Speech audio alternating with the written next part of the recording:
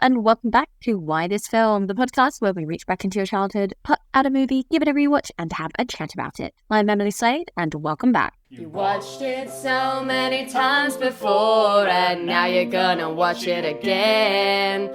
But it's been so many years since you last saw it, and now you show it to your friends, and they're like, "What? What am I watching? Why this? What is What? this? Why? Why this this film?"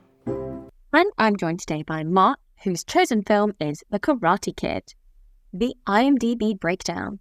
Recently relocated from NJ to LA, Daniel becomes the target of a gang of Cobra Kai dojo students. When Mr. Miyagi saves him with expert karate skills, Daniel convinces him to teach him to defend himself.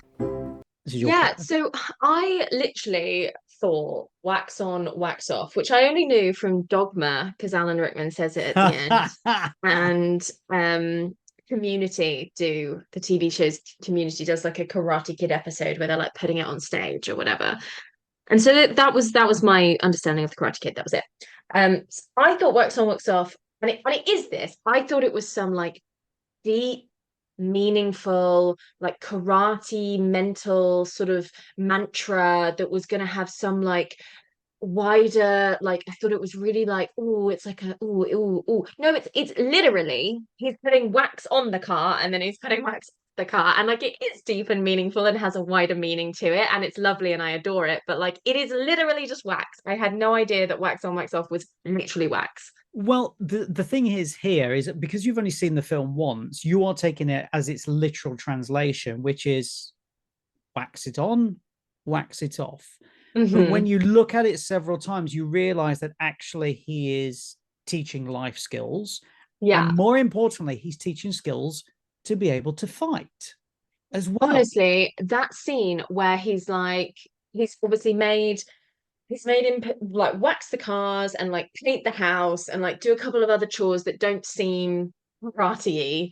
Yeah. And then he starts throwing Kamashi moves at him, and all he has to do is respond with the actions that he's been doing his chores with. And obviously it's like it's a really engaging karate fight. Like, this is so fun. I love that. I love that we're watching this kid do a bunch of chores and now he's a karate superstar, because know what I was expecting. I was vaguely aware because in Hercules they do the like going on the pillar, going from one leg to another, and I was vague because I'd seen it on the DVD cover. I was like, I'm vaguely aware that that's a Karate Kid thing, so I always assumed it was like Rocky-esque.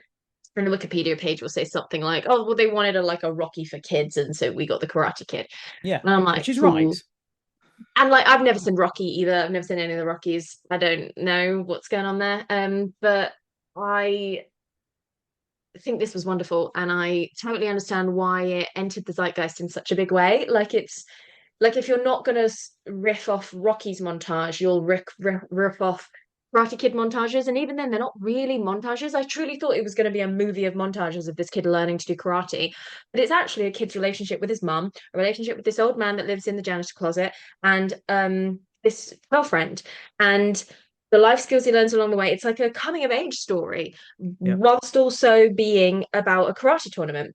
And I feel if they made it today, it would be solely about the karate tournament, and we'd have some fucking shit backstory where he like used to do karate and then he lost or whatever. But it's like, he literally only thinks about doing karate because he like chows the fence when he first comes in and knocks someone over, and he's like, "Was that karate?" And it's like, yeah, like I have a vague interest in it. Now I want to pursue it because my bullies are karate champions, and like, what a wonderful set of bullies. Like, it's always fun to see 80s bullies, and these ones are really almost Nazi-esque in the way that they have this dojo, this club, and they all have the same uniform, and they're all like doing militant, like, I did karate. And yeah, there's a lot of sort of like standing and like doing like things. You can tell I was really good at it.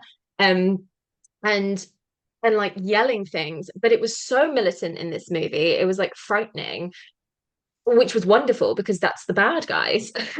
But that's how guy. Yeah, well, that's John Crease's karate. That's the thing. Like, he's the guy who has taught these young lads to become so violent. And I just got the movie. I'm so sorry. There's literally a line where Mr. Miyagi is like, didn't know how I felt about that running joke as well, where everybody keeps getting his name wrong. Don't know how I feel about that. I think it's okay, but I also think it's not okay. I don't know. We only had one instance of like severe racism, which surprised me. I thought we were going to get more, and I'm almost glad it was there because it's real. Like it would almost be fictional if we didn't come Yep. across racism in the 80s in that time. Yep. There's literally a line where he's like, there is no such thing as a bad student, only a bad teacher. And I've literally just got, actually, this movie is about the two different teachers. And then because the kids crumble when they get to the competition. They're like, I don't want to hurt his leg. I don't want to make him lose on purpose. I don't want to do those things. That's unfair. It's not good. And then the second he wins, the bad guy, the blonde guy, Johnny, is like, you're all right, man. You're okay. And I was like, this is beautiful because just kids. You were saying there about the tournament, which obviously we've got to talk about, which is kind of a bit montagey, a little bit. Yes. But the feeling I had initially seeing this movie, and I still get it to this day, when Daniel LaRusso looks like he's not going to fight at all, injured, and then suddenly this music starts building, and then you hear in the background, Daniel LaRusso's going to fight. And then it does it again really close. And he goes, Daniel LaRusso is going to fight. Chills, Emily. Like, you literally chills. I just got chills with like, you just saying that. Oh, my goodness. It's happening. He's coming back. Like, It's the Messiah has re-risen. This is it. It happens every time. I know he's going to do it. I know he's going to win. Oh, it's so good, though. So good. The music is just slowly building. You sort of vaguely hear it. And you think, wait, what did he say? Oh my God, he said it again. And then obviously he comes out and we see the crane technique in full effect, which actually, if you hear Ralph Macchio talk, if you read his book, he actually talks about how he's got it wrong. And the bit in the movie is actually incorrect. No. Which is even hilarious. So the fact that they went through all of the movie is showing how to do it properly, but the actual scene in the movie that they're building up to is not quite technically correct. No. Which is like, but it doesn't matter because I did wonder. I was like, is that allowed? Like, that feels like it wouldn't be allowed. Who cares? Who cares? Because it sounds like surely you get disqualified for that. I hate Johnny Lawrence. Like, I hate him. Like, the guy's the biggest douchebag ever. He deserves it. He deserves the kick in the face. That's the thing. And then it's Daniel LaRusso, and then the arm is raised aloft, and he gets the trophy, and he gets the girl at the same time.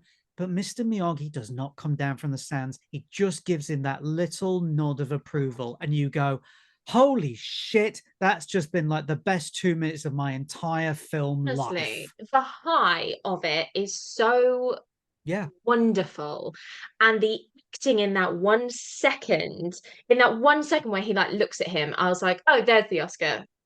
There it is. Like, I found it. Like, it was there the whole time, but like, that is 100% the moment. Like, everyone else is getting their like 2-minute clips on Oscar night. Like, all they needed to do was show that 1 like second, and everyone would be like, oh yeah, it's his like that'll do pig moment. Well, and it's beautiful. Well, they say sex is good, but have you seen the end of the Karate Kid? Like, it's better. And some people will go, well, maybe you're not doing it right. I mean, who knows? But the end of the Karate Kid has got a lot of feelings going on.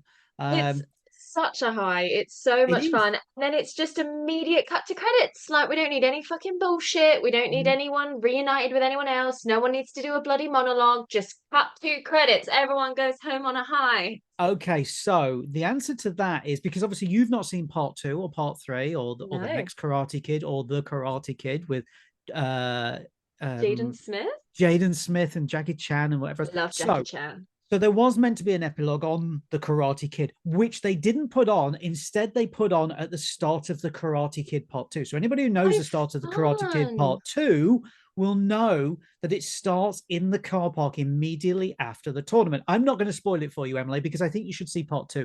Part 2 is actually really good. I like it. Oh, yay. But I agree with you. They just go, cut to black. And you're like, yes, great me stuff. on the high. Because when you see the next bit, like the epilogue bit, it would have taken the high down a little bit. It's still really good. Yeah. But it just takes it down a little bit. And I'm like, no, I want to feel I still want to feel all of those emotions that have been rising up, and it happens, and you go, fantastic. Good old Daniel LaRusso. He's done it, and he's not even 20. Yeah. Yeah. It's so wonderful. It's such a feel good film. Like it really is. Like you can stick it on in the background and have a good time. You can like focus on it and have a good time. Like it's just a great movie. And I don't know how I feel about it having a bunch of sequels because I'm a bit like I enjoyed that. I don't think there's there is so much more to tell because we just follow this guy's life, I guess. But I'm also perfectly happy with what I've seen. Yeah, the sequels, well, that's a whole other conversation. But as I said, I do Yeah. like the second because they Hmm. go to Okinawa to see Miyagi's family, which is really interesting because you Oh get a my backstory. God. Yeah, Yeah, that's exactly. See, now you're awesome. excited Oh by it. yeah, no, if it's about him, this is the thing. I was like, we've done Daniel. He's like all wrapped up, but of course we've Yeah, got a second protagonist. yeah. So it's pretty good. The third one is pretty rubbish. The one with Hilary Swank is complete turd. Oh, that's such Uh, a shame because one of the first things I wrote was because I imagine this is what that kind of is. I was like, I want an Ocean's 8 of this. Like, I want this whole movie from start to finish exactly how it is, just gender flip every single character. yeah. And you'd have to make tweaks because like you would have to, but like I want to see all the like there was so many boys on screen and it's fine, but that's often why I veered to fantasy because you'd always get at least two because you'd have to have the like warrior princess and then the like princess. Whereas in these movies they're always like, well, you might get a mom if you're lucky and you're definitely going to get a girlfriend. So that's your lot. Yeah, it's unfortunately it is diminishing returns apart from the TV series, which it has been amazing, really. Mm. And That's good. I'm glad. yeah, but the film itself, I mean, it's just I'm happy to put it on. Somebody said to me the other day, the the mark of a good movie is if it's on TV and you switch it on and it's 20 minutes in or it's half an hour in, if you will sit and watch the rest of the movie. That is such a good thing. And there are a couple of movies in my life that I'm like, if it's on television, I will watch it. And like Starship Troopers is that for me. Like if Ah, Starship Troopers or Galaxy Quest is on TV, I will sit and watch it from start to finish. I love it. But I will never like I'll never be like, oh, it's time to watch Starship Troopers. But if it's on and it's always on, I will sit and watch it. you see, the unfortunate thing is the Karate Kid is not on that much. It's not on No, TV. and if it is, I imagine they'll now do the Jackie Chan one. Yep. Have you seen the Jackie Chan one? Yes. Yes. On a scale of out of five, what are we rating it? Well, pass. Can we pass? I don't really want to answer. It's look. It's clearly aimed at a certain generation, Okay. and anybody who's coming to it having loved the Karate Kid movies beforehand is not a fan of it. And the thing is, it Mm. didn't connect with anybody because by the point that had come out, karate was it was just a way of life. Like, you went to karate Yeah. lessons every week. Whereas when the Karate Kid 84 came out, nobody knew karate. Like, it was a whole thing. It was like this magical thing So that people cool. hadn't seen. Did you do Um, karate off the back of the Karate Kid? no, no. I mean, tempted, absolutely tempted. Yeah. But no, I was a pudgy kid. There was no way I was getting anywhere near that at all. So it was just not happening at all. But even the bit where obviously Daniel's reading from the book and he's doing like the kicks and he's going 1, 2, 3. I'm thinking Mm. that would have been the karate that you would have read about in the 1980s before the Mhm. Karate Kid. It was basically strengthen techniques, not the techniques that they use here, which is blocking. So Yeah. which you see in the movie. So obviously the Cobra Kai are all about aggression and it being a use of fighting, whereas Miyagi is very much it's a use for defense only. Mm. You only use it if you desperately and really have to use it. So Yeah. it's almost like it's an anti-fight movie. Yeah. Oh, it's so wholesome. It is. It is. It's so wholesome. That's the thing. Even though obviously it was a 15 rated at the time when it came out. Well, yeah, and I do understand that now. I'm Yeah. surprised it's still at a 12A. I would have put it at a PG, but I guess I'm forgetting that there was like swearing and stuff. Yeah. I did clock halfway through that he is the Emperor of China in Mulan, which made me very excited. He voices the Emperor. And I love because I didn't have an I don't know, I'm such an old woman now. I'm like, back in my day, but I really respect the commitment that even though they were the like cool kids, they went all out on their Halloween costumes. Yeah. Like they did face paint. That would have taken time. And they weren't too cool for Halloween. They did it and they did a theme and they all stuck to it. And I respect that.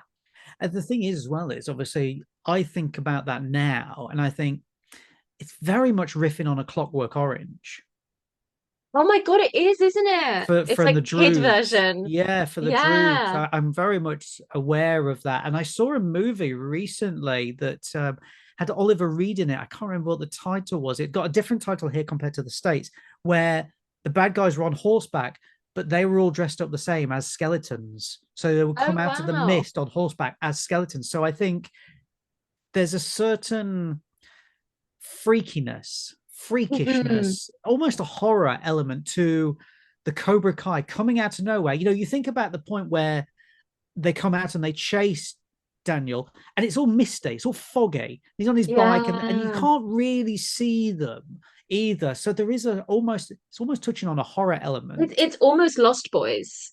It's Yeah, like good a point. little bit Lost Boys with Yeah, that good like point. 80s vibe. Yeah. Um, yeah. Well, you know, the other thing, obviously, which, you know, you were talking about wax on, wax off, which has entered the lexicon of people just knowing things through pop culture. The other Mhm. one, which does happen, doesn't it probably won't happen to you, but it'll happen to anybody who grew up with this movie, is the clap of the hands and then rubbing them together. So when somebody Yeah. gets injured, like, you know, if any of my friends would get Oh. injured or something, you clap your hands, you start rubbing it, and people go, Ah, oh, Karate Kid, of course, Miyagi. You know, it's that sort of thing. So there are extra bits in this that that was so exciting. That was almost magical.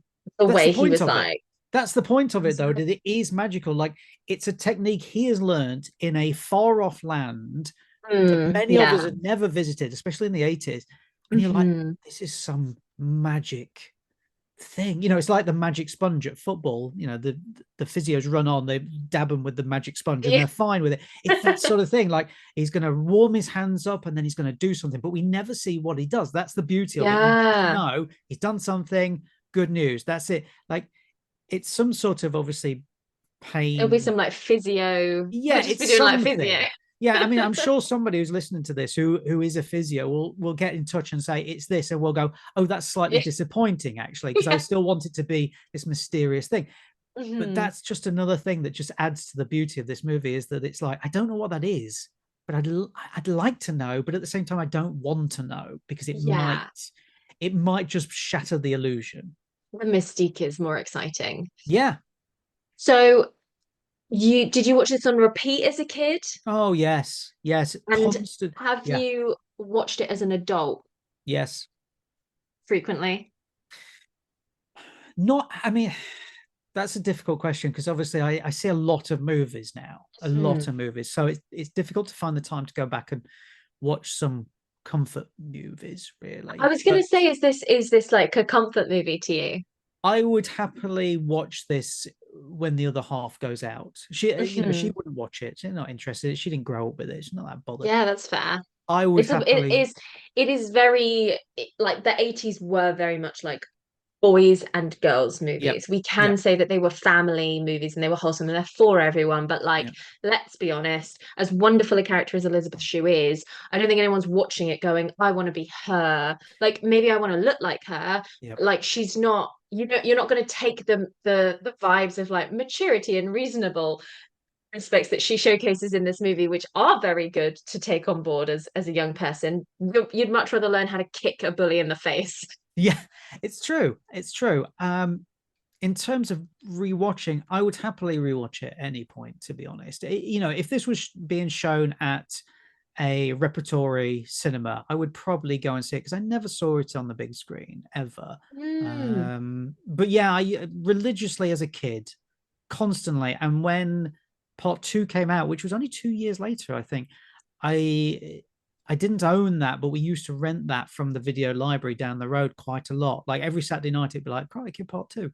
But yeah, with this one, I did have the VHS tape. As I said, I don't know how. My parents must have bought it for me, and they must have thought, yeah, it's okay, even though it was a 15. Yeah.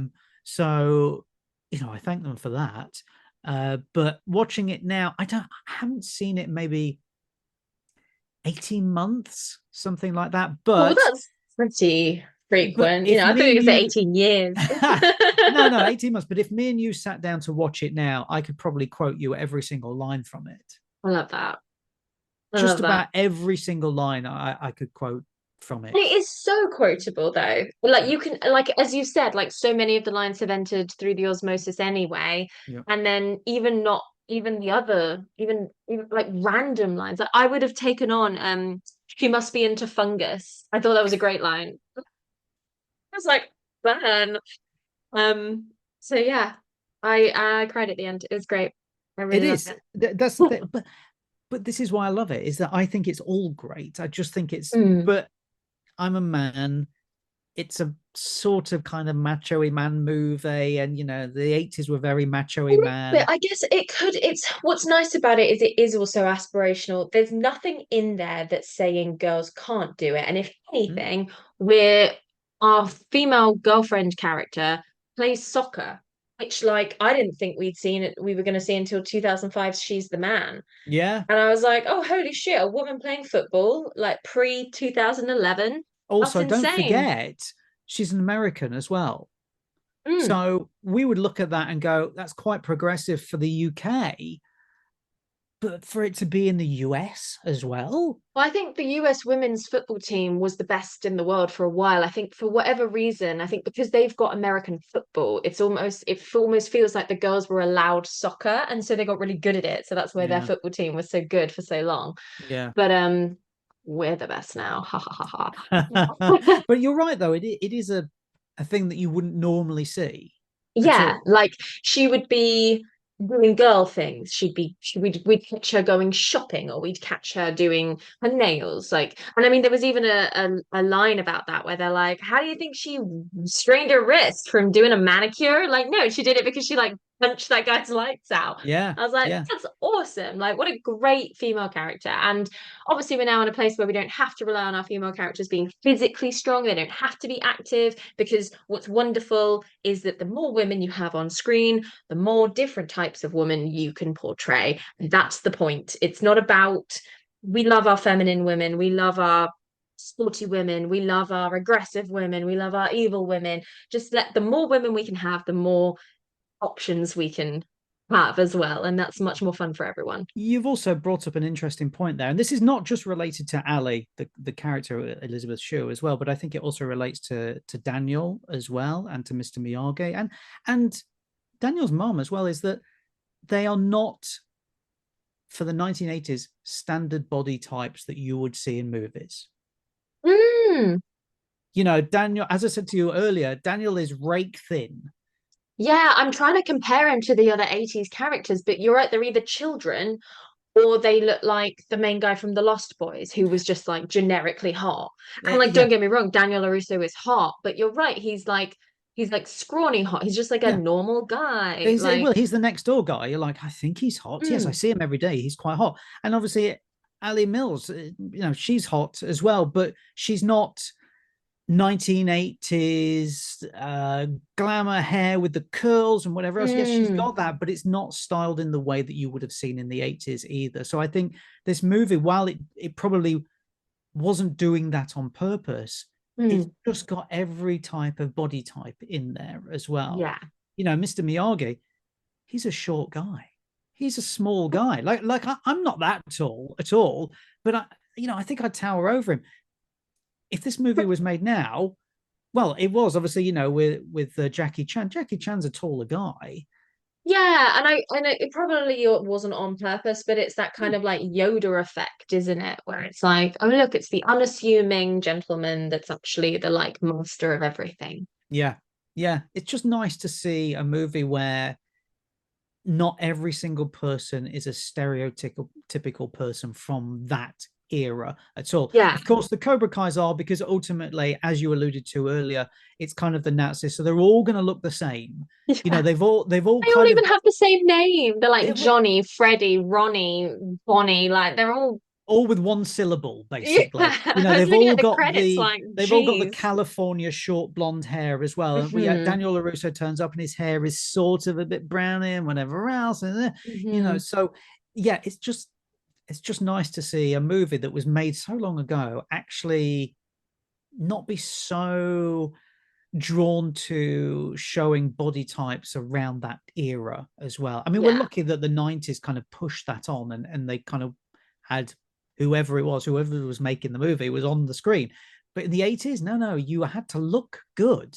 You had to look good. Like a movie star still, Yeah, I but guess. are any of the people in this movie, obviously you weren't born when this came out, but when this came out, you would watch it and you go, are any of these people actual movie star looks? No, I they're was going to not. say, well, were they even movie stars full stop? Were they big names? Like you say, Elizabeth Shue's debut, No. Mr. Miyagi was, I believe I briefly went through his Wikipedia. He was like in Happy Days, known for comedic roles. They didn't want to Yep. give it to him because it was like a more serious role. Yep. Obviously got him an Oscar.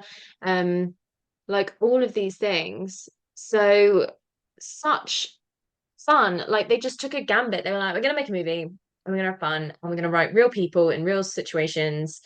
And like it's that wonderful 80s thing that you don't really get anymore either, where it's like a completely grounded, realistic scenario, and yet there's just like a little bit of magic sprinkled on Yeah, for absolutely. rhythm. What more can you Yay. want? What more can you want? No wonder I was so addicted to this movie.